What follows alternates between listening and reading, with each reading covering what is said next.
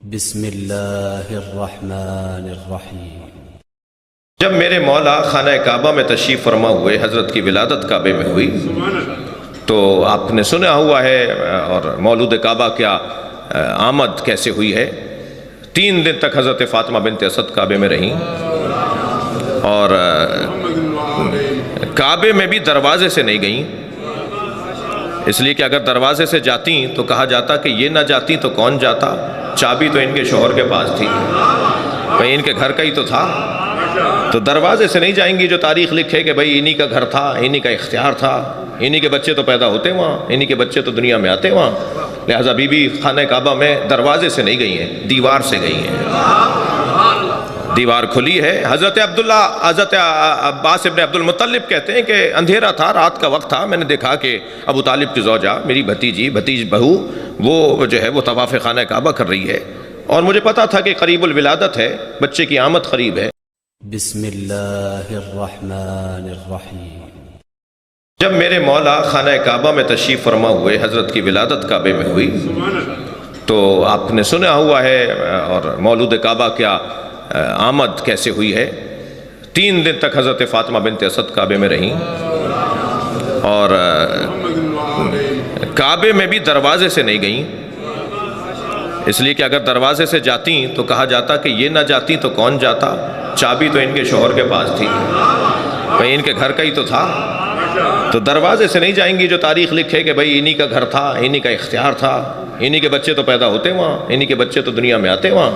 لہٰذا be be خانہ کعبہ میں دروازے سے نہیں گئی ہیں، دیوار سے گئی ہیں، دیوار کھلی ہے۔ حضرت عباس ابن عبد المطلب کہتے ہیں کہ اندھیرا تھا، رات کا وقت تھا، میں نے دیکھا کہ ابو طالب کی زوجہ میری بھتیج بہو وہ جو ہے وہ طواف خانہ کعبہ کر رہی ہے، اور مجھے پتا تھا کہ قریب الولادت ہے، بچے کی آمد قریب ہے، کہ ایک مرتبہ میں نے دیوار کو ہلتے ہوئے دیکھا، میں خوف زدہ ہوا کہ دیوار اس پہ گر رہی ہے، میں ابھی دوڑ کر قریب گیا تھا کہ وہ دیوار کے کھلنے پر اندر چلی گئی اور دیوار جڑ گئی۔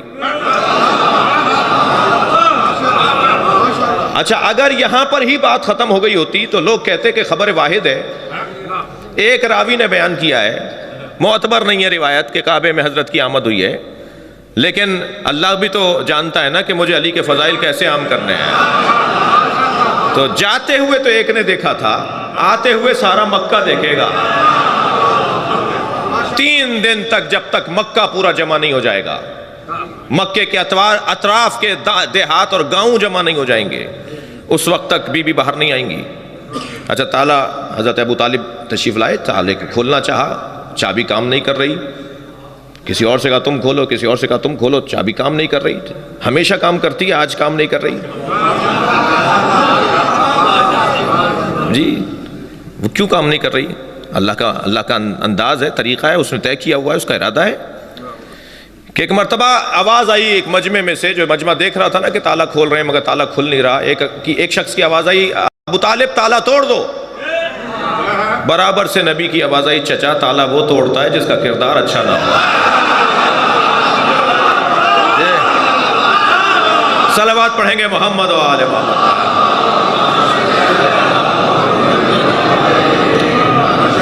جب اللہ نے طے کر لیا کہ اب تالا کھل جائے تو تالا کھل گیا۔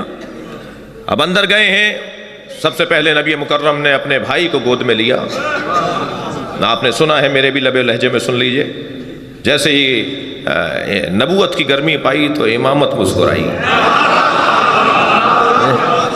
آنکھیں کھول کے سرکار کے چہرے کی زیارت کی، سرکار نے پہلی گھٹی اپنا لعاب دہن دیا، چہرے انور کی زیارت کرنے کے بعد سوال کیا، یا رسول اللہ تورات سناؤں، زبور سناؤں، انجیل سناؤں یا قرآن سناؤں؟ میرے مولا نبی نے اپنے بھائی کو سینے سے لگایا، لے کے چلے، چچی ساتھ چل رہی ہیں، دروازے پہ چاچا کھڑے ہیں، جیسے ہی باہر نکلے تو آوازیں بلند ہونے لگی، مبارک ہو مبارک ہو، اور حضرت ابو طالب نے اپنے بچے کو گود میں لے کے بوسہ دیا۔ چند قدم آگے بڑھے تو وہاں سے ایک یہودی عالم، وہاں سے ایک عیسائی عالم، وہ جو احبار وہاں تھے، جو بڑے بڑے پادری اور بڑے بڑے وہاں احبار موجود تھے، وہ آگے آ کے کھڑے ہو گئے، کہنے لگے ابو طالب کہاں جا رہے ہو؟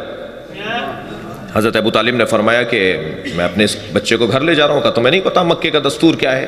تم تو رئیس مکہ ہو، تم مکے کے بڑے ہو، تمہیں نہیں پتا کہ مکے کا دستور کیا ہے؟ جب کوئی بچہ دنیا میں آتا ہے تو اسے اس پتھر پہ لٹا دیا جاتا ہے، ایک سفید رنگ کا پتھر رکھا ہوا تھا، اور بچے کو لٹا کے پیچھے ہٹ جاتے ہیں تو ایک اژدہا نکل کر آتا ہے. وہ بچے کو اگر تکلیف پہنچاتا ہے تو ماں باپ کی مذمت کی جاتی ہے کہ حلال ہی نہیں ہے، اور اگر بچے کو تکلیف دیے بغیر وہ چلا جاتا ہے تو ماں باپ کو مبارکباد دی جاتی ہے کہ حلالی ہے.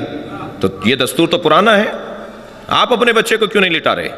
میں آپ سے ایک جملہ کہوں، ابو طالب کو کیا اس طرح آپ کے نہ لٹائیں؟ ابو طالب نے لٹا دیا اپنے بچے کو.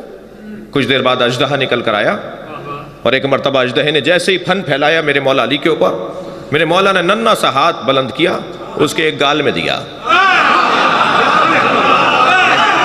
علامہ ذیشان حیدر جوادی نے یہ سارے باتیں لکھی ہیں.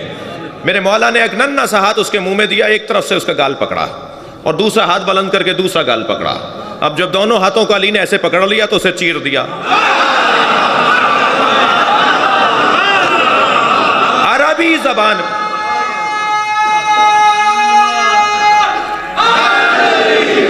بھائی میں اب جو جملہ کہہ رہا ہوں نا اس پہ اچھا رسپانس چاہتا ہوں آپ سے، اچھا عکس العمل چاہتا ہوں آپ سے.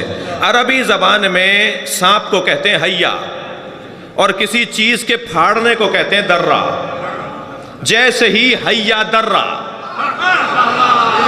بے ساختہ حضرت فاطمہ بنت اسد نے فرمایا حیا درہ ہے درہ.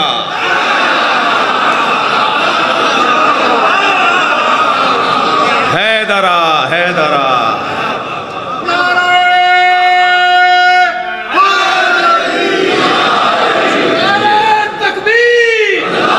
ماشاءاللہ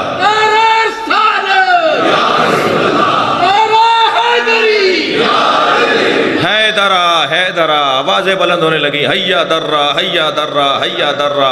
جب آپ بار بار جلدی جلدی حیا درہ کہیں گے تو آواز آئے گی حیدرہ حیدرہ حیدر حیدر حیدر.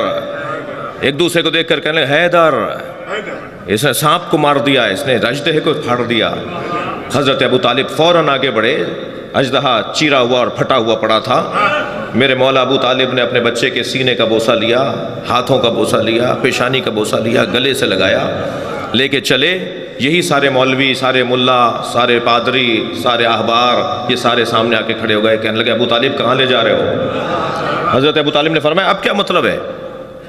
تم نے کہا تھا لٹا دو، میں نے لٹا دیا. کہنے لگے ابو طالب تمہارے بچے نے کسوٹی توڑ دی، تمہارے بچے نے پیمانہ توڑ دیا. آج کے بعد کیسے طے کریں گے کون حلالی ہے؟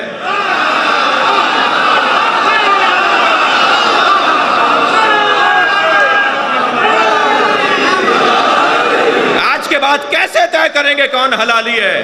برابر سے نبی کی آواز آئی، چچا کہہ دیجئے یہی پیمانہ ہے. جس کے دل میں اس کی محبت ہوگی وہ حلالی ہے.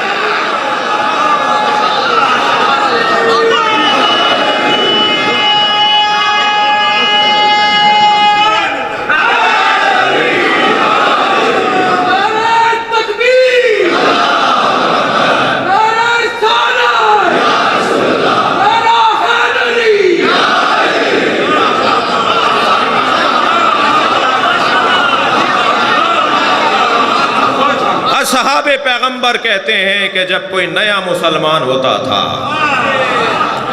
کننا نعرفو، ہم پہچاننا چاہتے تھے کہ یہ مسلمان ہے یا منافق ہے. تو نبی نے فرمایا اس کے سامنے علی کا ذکر کیا کرو،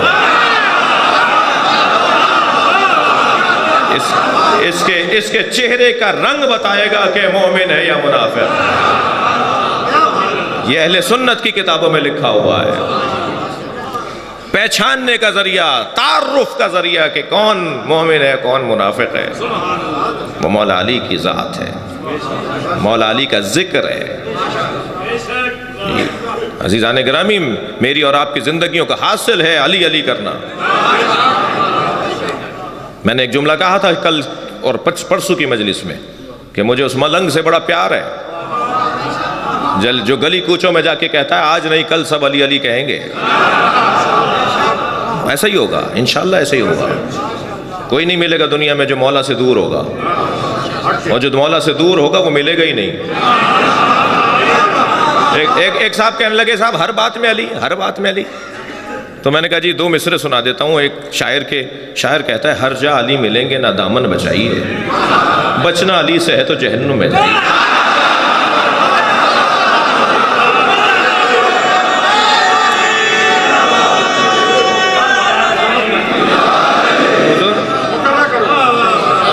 شاعر کہتا ہے ہر جا علی ملیں گے نہ دامن بچائیے، بچنا علی سے ہے تو جہنم میں جائیے۔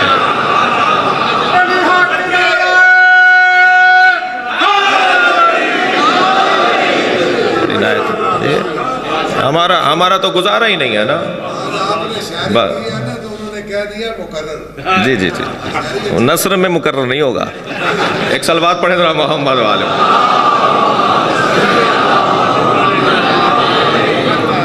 توجہ کر لی آپ نے؟